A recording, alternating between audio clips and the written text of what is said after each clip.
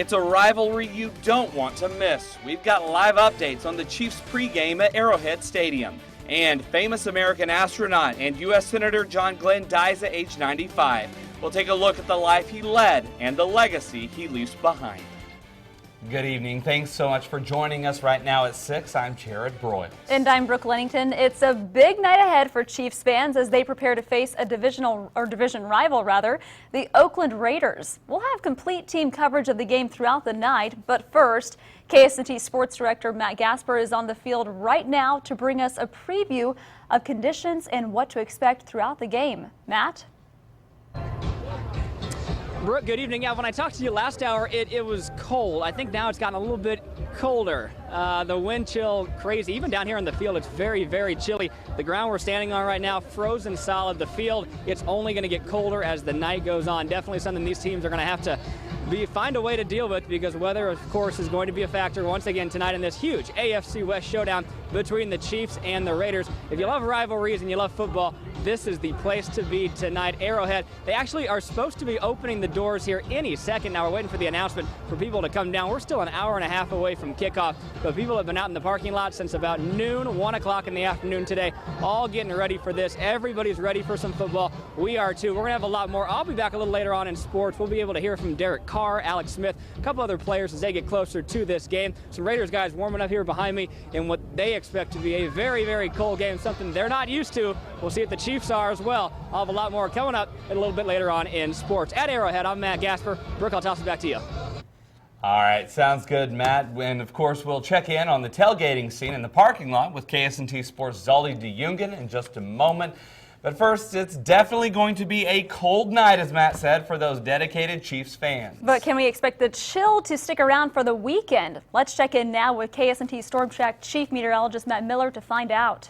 Well, the cold air is most definitely in place for this evening, and for the Chiefs game tonight, we're looking at bitterly cold temperatures, but the wind chill most of the evening hours over at Arrowhead and most of northeast Kansas will be included in this, near 5. So it's definitely going to be a cold evening, and this cold air in place with clear skies, current temperatures in the teens and low 20s, from 20 at Kansas City, 16 at Lawrence, 21 in Manhattan, with a northwest wind and wind chills already. Most of the area have fallen down into the single digits and teens. A closer look at how long before we warm up, that's still to come. Well, fans have been at Arrowhead Stadium since the lots opened at about noon today. And you just heard Matt Miller explaining what the weather will be like tonight, but how are the fans dealing with it? For that, we go back to Kansas City to join Zoldy DeJungen. Zoldy, you staying warm out there? Well, guys, when the sun was out, it really wasn't that bad, but now the sun is gone and the cold is starting to really settle in. However, for the fans that have been out here since noon, they would have been out here no matter what the temperature would be.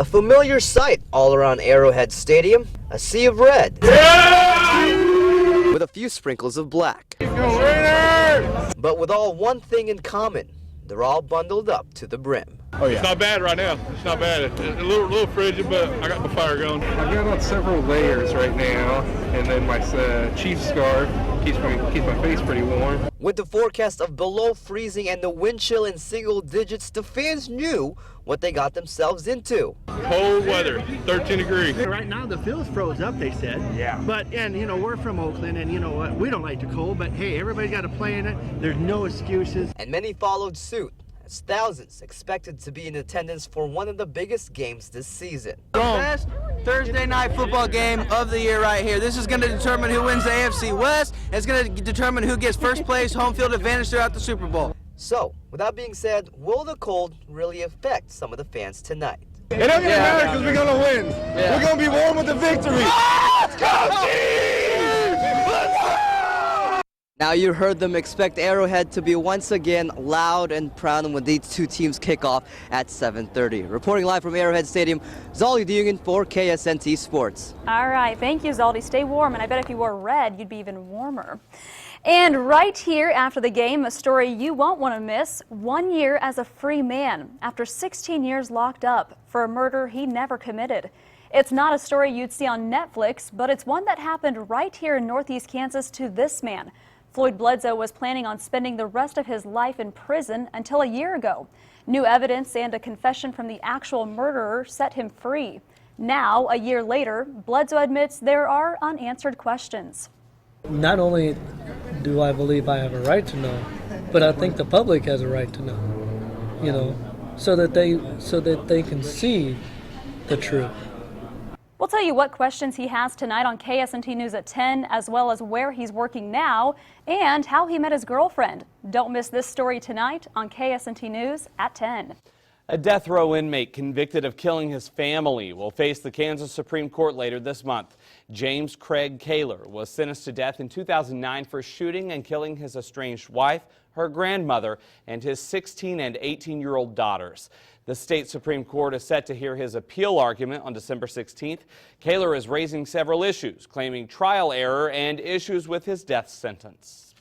A Manhattan fire is now being investigated as an arson. Riley County officials are searching for a suspect who started a fire less than a dozen blocks away from Kansas State's campus. It happened in the 400 block of Vatier Street Monday afternoon. If you have any information on this case, you're asked to call Riley County Crime Stoppers at the number on your screen. It's a special day for the Kansas Highway Patrol. Today, 34 new troopers graduated from the KHP Training Academy. Here's a look at the KHP Class 56. They are the largest graduating class since 2002. Trooper Chad Crittenden with KHP says the numbers have been very small over the years due to budget cuts or simply a lack of interest. The new recruits hope to make positive changes within the patrol, such as recruiting more women and tweaking payment plans to bring about pay increases. Former astronaut and U.S. Senator John Glenn has died in Ohio today at the age of 95. The John Glenn School of Public Affairs says Glenn died this afternoon at the James Cancer Hospital in Columbus. Glenn became a national hero in 1962 when he became the first American to orbit Earth. He was the third U.S. astronaut in space and the first of them to get into orbit. Glenn spent 24 years in the Senate and briefly made a run for president in 1984. He returned to space in 1998 at age 77 aboard Space Shuttle Discovery. A suspect who shot 2 Georgia officers is now dead. Coming up, we've got the latest details on the manhunt that has left Georgia police looking for hope.